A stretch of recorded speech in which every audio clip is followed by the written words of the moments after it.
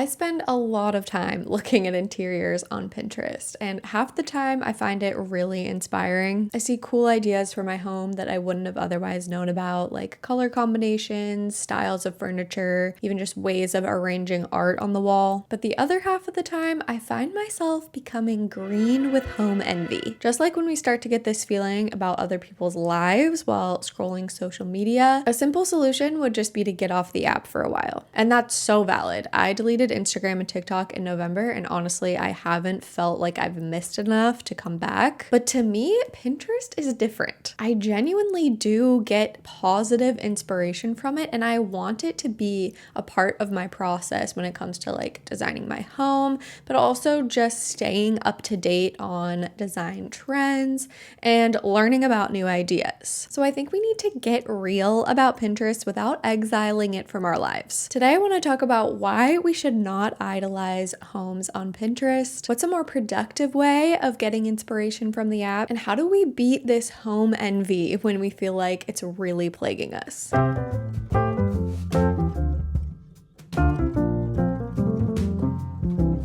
Comparing your room to a room you see on Pinterest is truly like comparing apples to oranges. Rooms on Pinterest have some unfair advantages over our own. Number one being money. Not all, but most homes that we see on Pinterest belong to rich people. It's as simple as that, so I'm not going to spend tons of time on this point. Now, it's certainly not always the case that the more money you have, the better designed your home is going to be. But when it comes to Pinterest, a lot of the homes that we see on there were designed by professional designers, either for themselves or for celebrities. And a bigger budget will obviously mean that there are less parameters in place when it comes to buying furniture and expensive pieces for the home. If you're designing a home on a budget, like most of the rest of us, it might be a little bit trickier to get pieces that you really love, but it is so possible.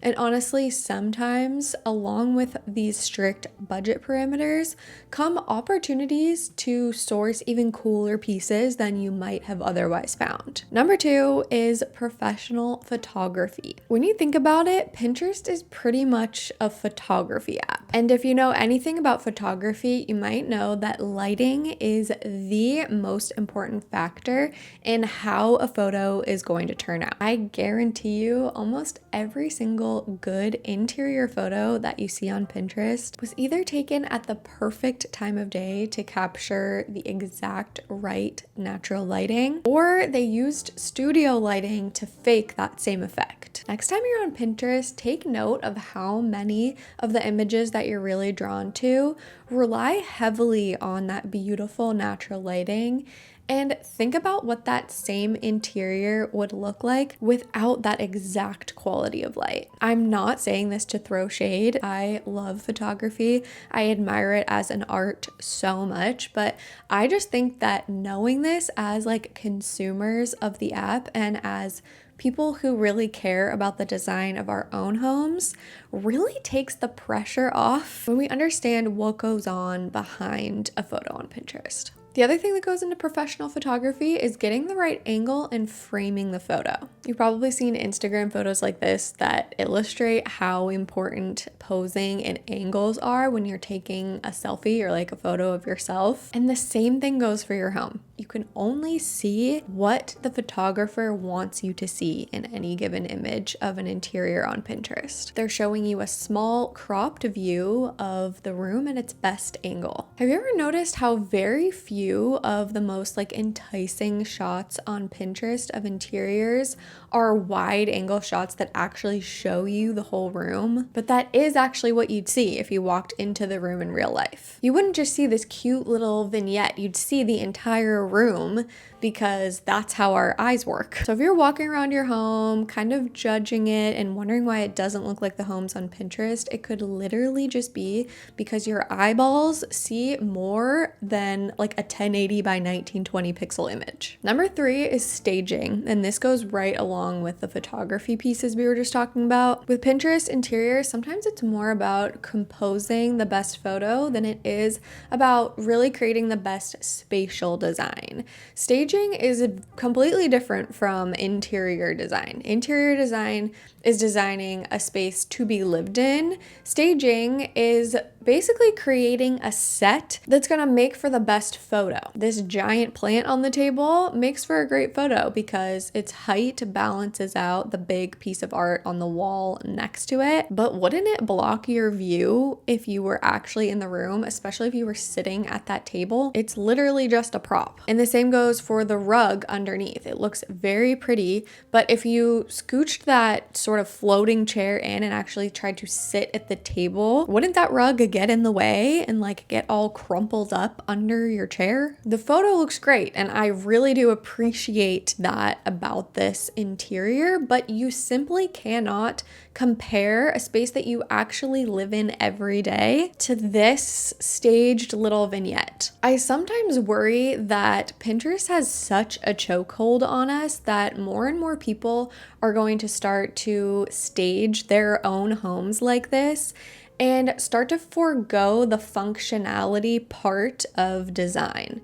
But maybe that's a topic for another day. Number 4 is the bones of the house. This one gets me far too often. I'm currently living in a very builder grade rental home. It was built in the 90s and it has very little character. It looks like all the other houses on my street, at least from the outside and probably from the inside as well, because they were all built at the exact same time as like a plan. There's not much character in here, and in my opinion, the space wasn't like architecturally designed in the most intentional way, but that's life. We all need a place to live, and not all of us are going to always end up in like this architectural marvel of a home, even if we care a ton about design. But because of this, sometimes I'll find myself scrolling Pinterest. I'll become obsessed with a photo that I see, and then I'll realize that what I really am drawn to about it is more about the bones of the home, the original details that a house either has or doesn't, like the crown molding, an exposed brick fireplace, giant windows. If I start to curate a Pinterest board that just has all of these architectural elements that I love,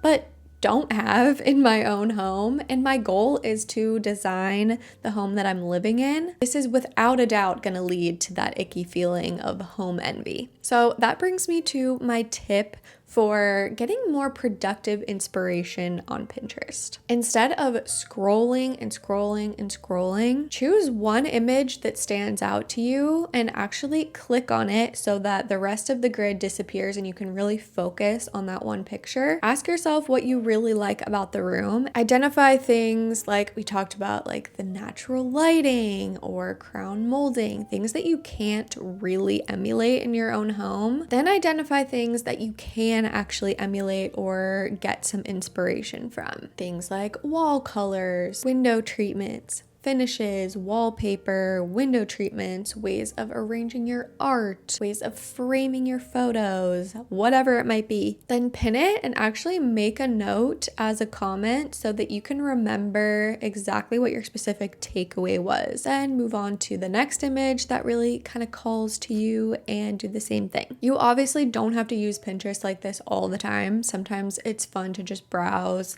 pin a bunch of things as more of a mood board and like catch a vibe. But I do find that using it more intentionally like this can be helpful, especially if you're currently working on a project in your home, making over one of your rooms. Maybe you're on the lookout for a specific piece of furniture or paint color. And it also just helps you not be so jealous of everyone else's home because you're more in problem solving mode for your own space and you're making specific decisions that feel right to you, as opposed to just looking at other people's homes and feeling like yours is ugly in comparison. One last niche tip I want to share that really helps combat this feeling of home envy has to do with collecting things. So this might just be a me thing. I am a Taurus, and one thing that I really connect with about my star sign is the appreciation for material possessions. I'm big on like sensory and tactile objects. I get so much joy out of things that are either naturally occurring